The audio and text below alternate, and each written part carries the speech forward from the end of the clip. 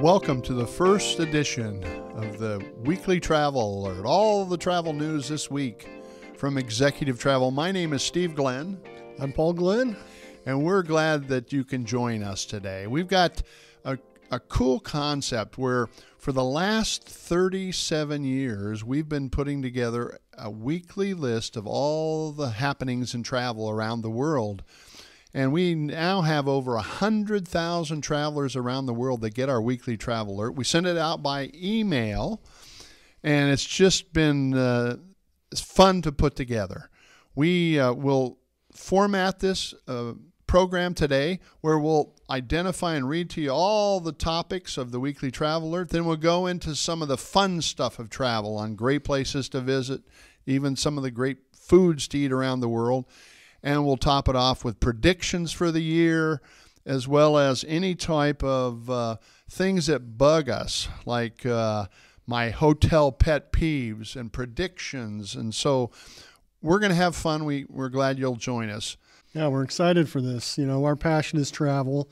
We've been doing this for a long time. 37 years we've been at travel at this point. So the fact that now we can bring this to you and talk with each other, but hopefully then get some great interaction from you guys that we can plug in and get the topics that you guys want to talk about regarding travel in the future as well.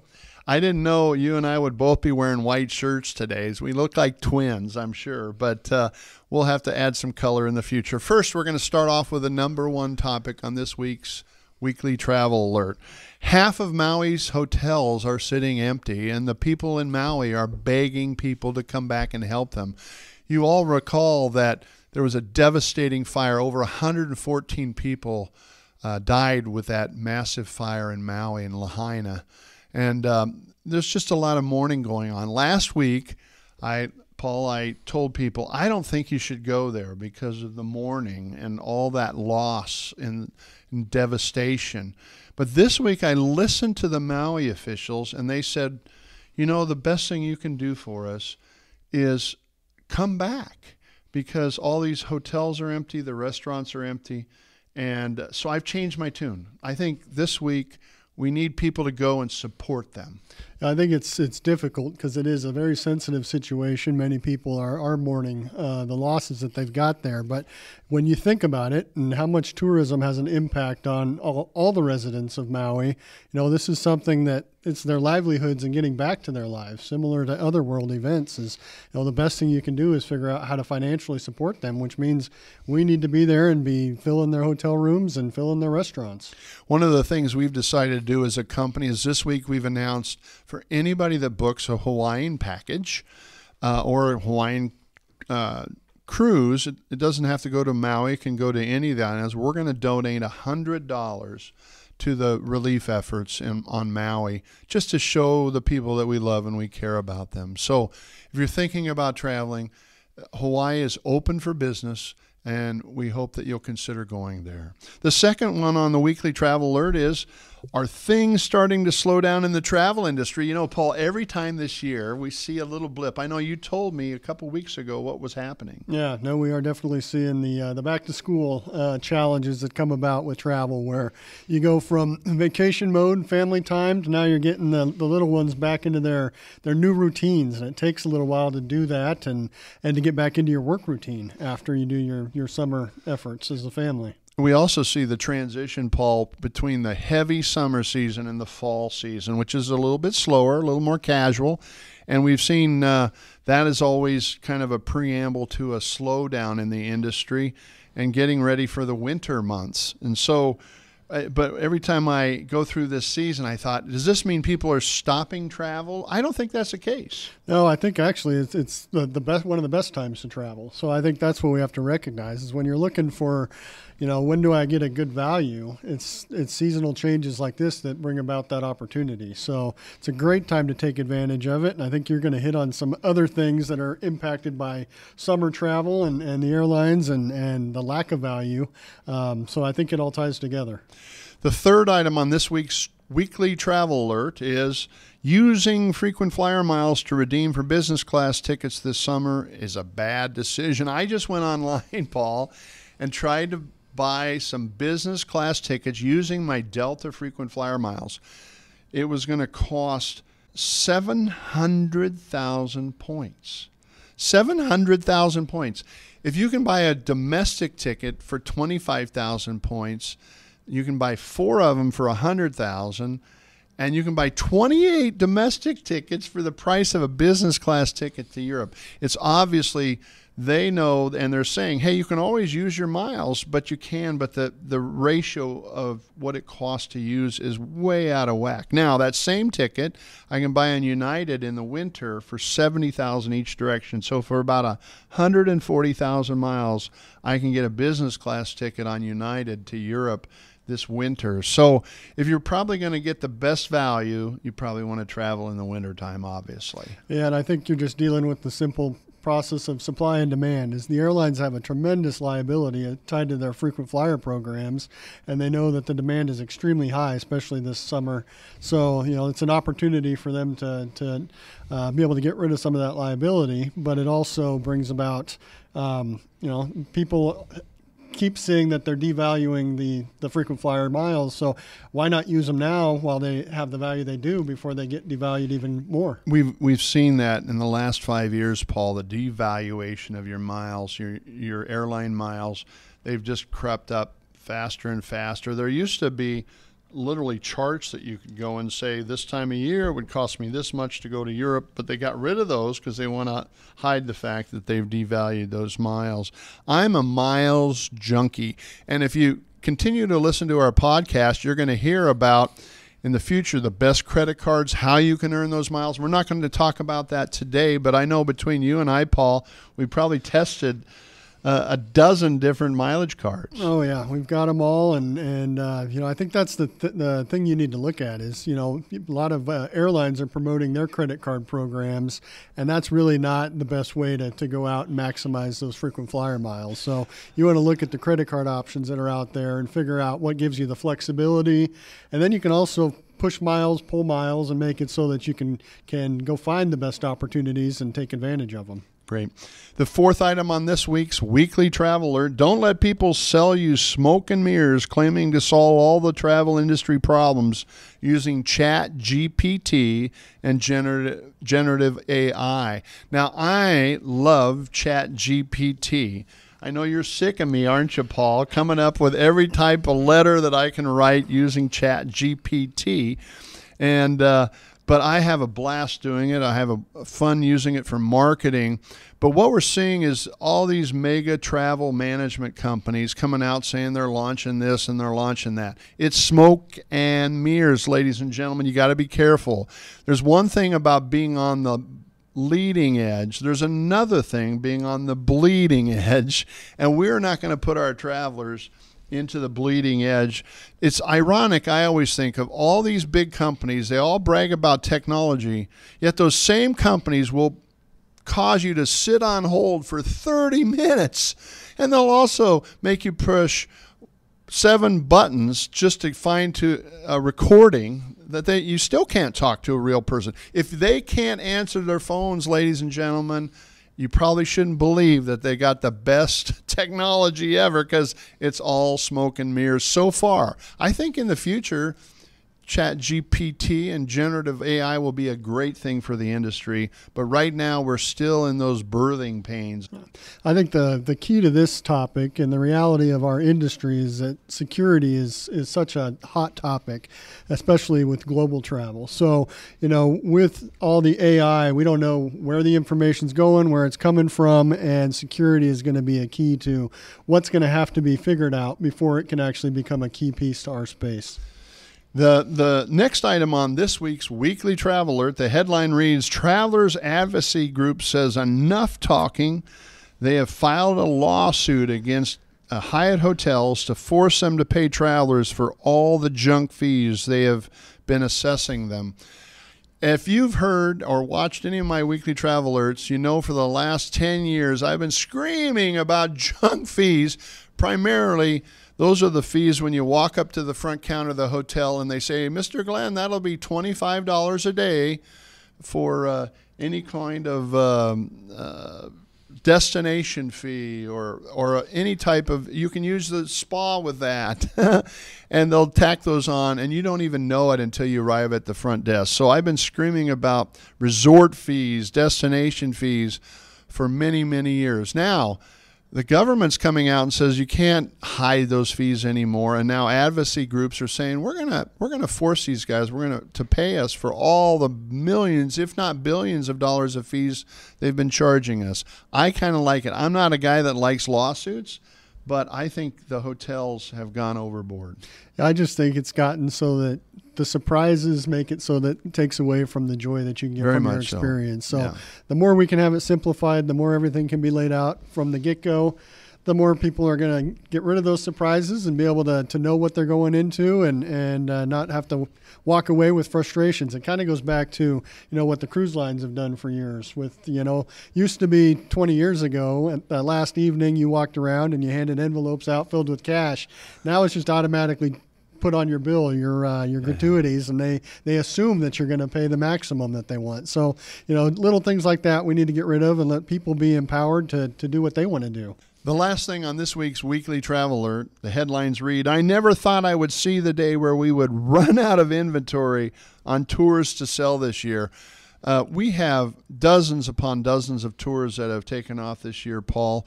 We're primarily a corporate travel management company, but we have a division called Women of the Midwest that does dozens upon dozens of tours all over the U.S. and all over the world.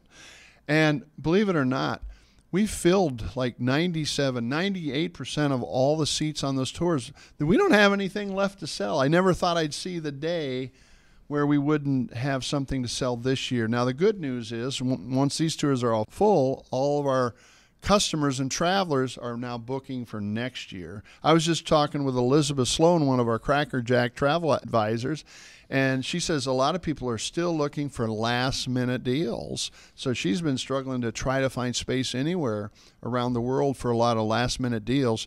But after Labor Day, don't we kind of see a little pickup in next year's bookings? I know like cruises and Alaska cruises. I know you're trying to book Norway, Oslo? Yeah, doing Norway, doing a 14-day cruise to Norway next summer. So, yeah, and it was one where we were looking for suites, and the cruise was already sold out for suites, and we're 12 months out. Yeah, so this is August, and you were going to go when? Go June of next year. June so next 10 months year. Out. And so you couldn't get a suite 10 months in advance. Yeah. Next year.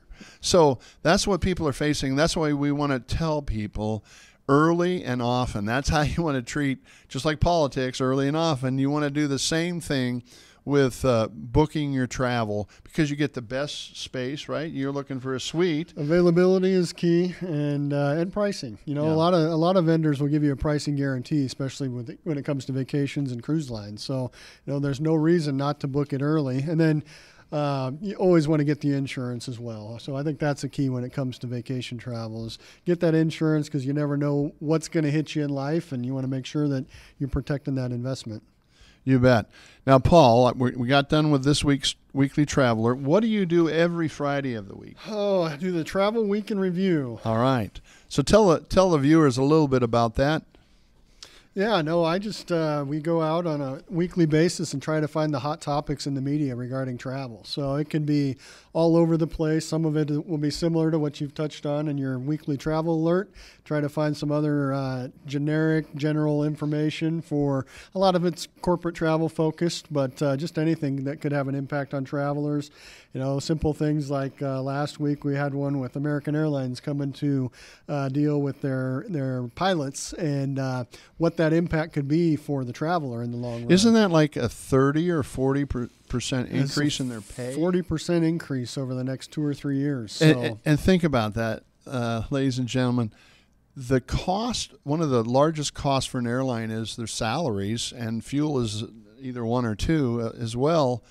And so if the pilot's pay goes up 40%, guess what's going to happen to airfares?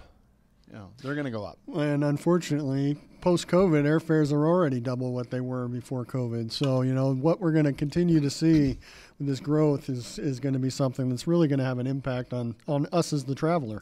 The reason I like to read Paul's Travel Week in Review is it is just a synopsis of articles, and he's got a click through where you can click through on those buttons and read the whole article, which I like. Whereas mine's kind of editorial. I get into trouble. I write down things that are just in my mind, and sometimes I editorialize and tell the whole truth, nothing but the truth. Hey, Paul, you told me something about favorite foods, their list of the tell me about that list. Yeah, this is one that'll probably be in the Travel Week in Review this week. Just looking, and this is one where I struggle with this. I'm a meat and potatoes guy from the Midwest. From way back, yeah. I go through this list, and I just can't agree with it. But, I thought it was interesting. 10 countries with the best food in the world. And who was number one? Number one was India. No, it can't be. How about Italy? Not. It starts with an I, but not. Italy's on the list, but out of the top 10, it's number 10. So, is it really? I would have thought that was one because it's kind of got something for everybody. Nothing too crazy, but they were number 10 on the list. Oh yeah. Who's number 2? Number 2 is Thailand. So another one that is. I wouldn't have done that. Not your plain Jane. Number 3 was Korea.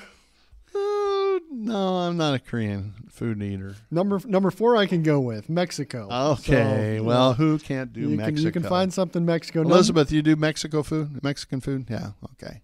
Number 5, I thought this one was interesting, Turkey.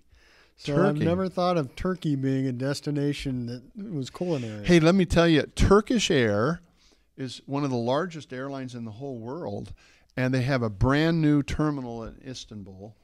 And on every flight in their business class, they have a chef.